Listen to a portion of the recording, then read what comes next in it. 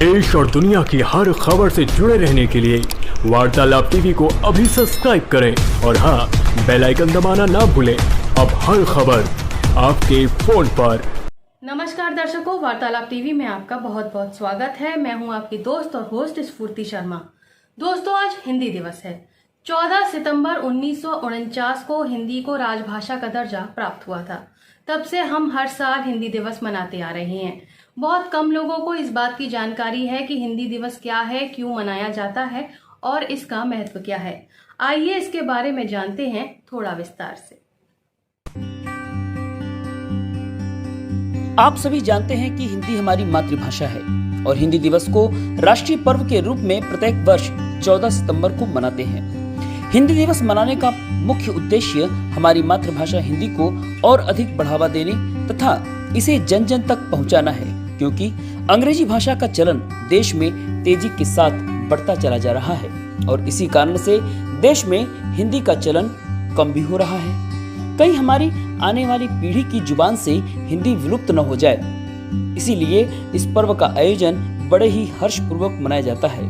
भारत में हिंदी सबसे अधिक बोली जाने वाली भाषा है।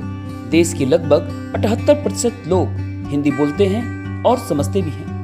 आपको यह जानकर आश्चर्य होगा कि हिंदी भाषा के इतिहास पर पहला साहित्य एक फ्रांसीसी लेखक ग्रेसिम दत्तासी द्वारा रचा गया था। 1977 में पहली बार विदेश मंत्री अटल बिहारी वाजपेयी ने संयुक्त राष्ट्र महासभा में हिंदी में संबोधित किया था। शब्द नमस्ते हिंदी भाषा में सबसे अधिक इस्तेमाल किया जाने वाला शब्द है। हिंदी का पहला वेब पोर्टल 2000 में अस्तित्व में आया। तब से हिंदी ने इंटरनेट पर पहचान बनाना शुरू कर दिया है, जिसने अब गति पकड़ ली है। गूगल के अनुसार इंटरनेट पर हिंदी सामग्री की खपत पिछले कुछ वर्षों में बढ़ गई है। हिंदी भारत की उन 7 भाषाओं में से एक है जिसका उपयोग वेब एड्रेस यानी URL बनाने के लिए किया जाता है। 1918 में हिंदी साहित्य सम्मेलन में महात्मा गांधी ने पहली बार हिंदी भाषा को राष्ट्रभाषा बनाने की बात कही थी। गांधी जी ने हिंदी को जनता की भाषा भी कहा।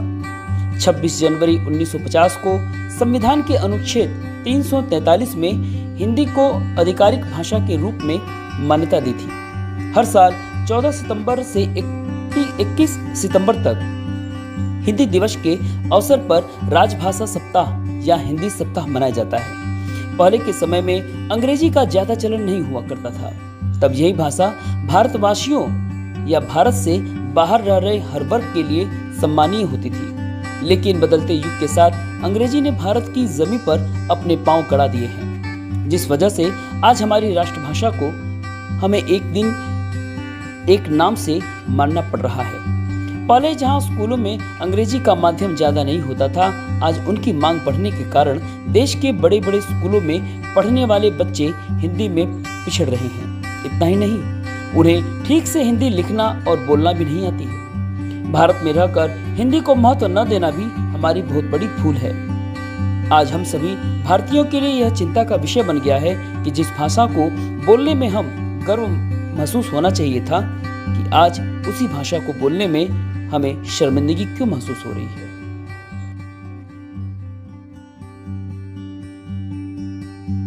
दोस्तों, हिंदी यानी कि माँ और माँ का सम्मान सबसे बड़ा सम्मान होता है। उम्मीद करते हैं कि हिंदी के बारे में दी गई हमारी ये जानकारी आपको पसंद आई होगी।